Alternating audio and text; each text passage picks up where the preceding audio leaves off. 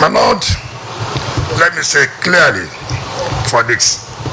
Mr. President had always said, how do we work for the independence of the judiciary? How can the judiciary be independent? And he has always said, one of the things that guarantee the independence of the judiciary is one, the tenure of the judicial officers. Just like what the Minister and Attorney General said, the President has done that by amending the Constitution to see all judicial officers at least retire at the age of 70 years. And Mr. President has also said the conditions of service is critical to the independence of the judiciary. That if you want to insulate the judiciary from manipulation, for interference of either the legislature or the executive, that it's important that the conditions of service, one of those conditions of service has to do with their remuneration. Of course, the Minister and the Attorney General has said that one of the first things that Mr. President did was amend the salaries and allowances judicial officers Act 2024, which was just assented to by Mr. President. That, of course, is to give them hope, is to make sure that the allowances and salaries are up to the level that they can say, yes, with all our efforts, that our welfare is being taken care of. Another condition of service that's very, very critical and insulating the judiciary from interference is housing. Housing, every man needs housing, so also judicial officers. And so Mr. President said, listen, it's not every time we talk about, we support the independence of the judiciary. We must show in practice, we must show in action that we were indeed not saying so, but we did so. People can see that we are seriously doing that. And Mr. President said, we must at all times provide housing, but that can only be better if you have owner-occupier. And so every judge will know that at the end of the day, I'm retiring from office, I have my own home. With that, it will be difficult for anybody to manipulate or interfere. When you have a home, what are you afraid of? When you know that salaries and allowances can be paid when you are retired, when you know that your tenure of office is guaranteed, that of course, anybody will be firm. Anybody will be courageous to do his work or her work. And that is what Mr. President is really the whole agenda is doing, not merely talking, by showing action. And my Lord, the Chief Justice, let me say one thing today. So many people will be asking questions. Why is the FCT interested in Federal High Court? Why is the FCT interested in Court of Appeal? They should have only ended in FCT. But they forgot to, whom are these courts serving?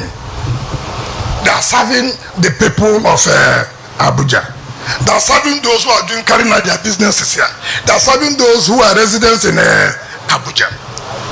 It's like when I was the governor of a state, some people will ask, why are you providing houses for the justices of Court of Appeal? Why are you providing houses for the Federal High Court? And I said, if today the building in the Federal High Court does leakages and it's raining, like in those days in Court of Appeal, you see plastic chairs where the judges will not even sit. They will not join the matters. Who will be suffering? It's not the people of River State. And we felt that no, we must make our own contribution so that our people will not suffer in terms of having justice, in terms of administration of justice. And so, as far as we are concerned, Abuja is like a state. The only difference is that it has not been named as a state.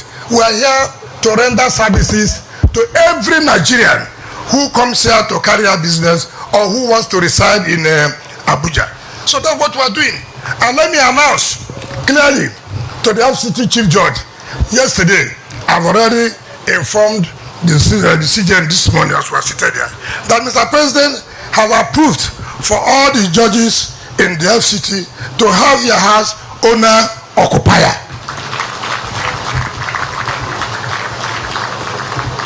And that is why in the next year, we're also going to provide at least 20 of these small houses for the FCT judiciary.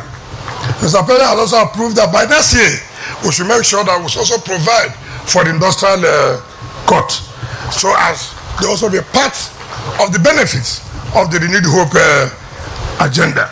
So, and now let me bring to your notice, you have seen this land here. When we are looking for where we get such a land to build, and I was driving around looking for empty land, and I got here, I saw this big land. I saw the big post, Julius Berger. So I didn't talk. I called the director of lands. Who was that land? They said Julius Berger. When was it allocated?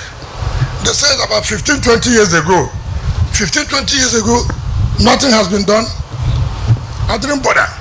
So I invited the MD Julius Berger to come. He came and we had dinner. I didn't talk about the land. So the next day, he was in the office and he saw a revocation letter as a matter of public interest. So he called me. But I had dinner with you. I said, yes, we had dinner. We didn't discuss about land.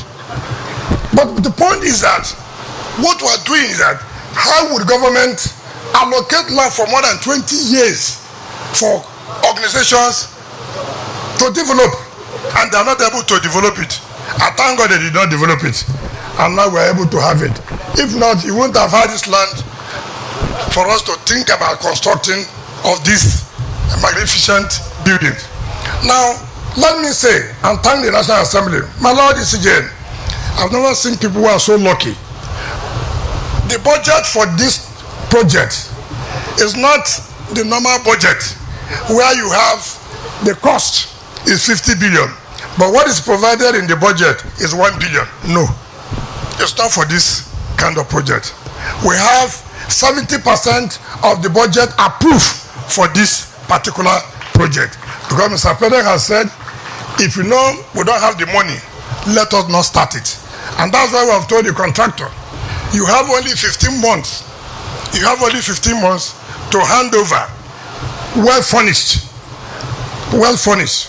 because our judges must get the best, because they're doing a lot of hard work and good work for this country. But now let me also say, today, we are not going to say, oh, we have flagged it up, but how are you sure that they will give us the CFO? We are going to give the CFO here to the Court of Appeal, to the Federal High Court, and to the FCT High Court, so that they know that as we have given you your land, and by next year, God willing, by the grace of God, and the contractor should know we have mobilized you. We mobilize you under the rain. You must also work under the rain. No excuses of the rain was too much, the sun. No. Work as we have paid. Nothing like rain or sun. We are not going to hold the contractor at all. We'll make sure that this is a parallel project that will be completed on time, and my Lord, the Chief Justice, will also be here next year by the grace of God to come and commission it. And we also believe the Court of Appeal Division, which was flagged up by a predecessor, will also be commissioned by next year to the glory of God. My Lord, you're a very lucky person. God's time is the best, and it's how it believes that the will of God, that it is at this time you will be the Chief Justice of Nigeria when such project is starting. It is not anybody's own making. It is how God has made it. So we'll say once more, congratulations. We are happy that you are the one flagging it up, and you'll be the one that will commission it. Now, Lord, let me take permission from you, therefore, to invite the President of the Court of Appeal, as being represented by the Presiding Justice of the Abuja Division, the Chief Judge of the Federal High Court, and the Chief Judge of the FCT High Court, to please come forward and receive the certificate of occupancy for their various sections. Thank you, and God bless you. The Court of Appeal, all the areas will be divided. They are not living in the same place. we did what we did for purposes of flagging it off. But the Court of Appeal would have their own to do that. Oh, we are living with the Federal High Court, we are living with the FCT High Court. No, all of them are having their own various sections. So for the Court of Appeal,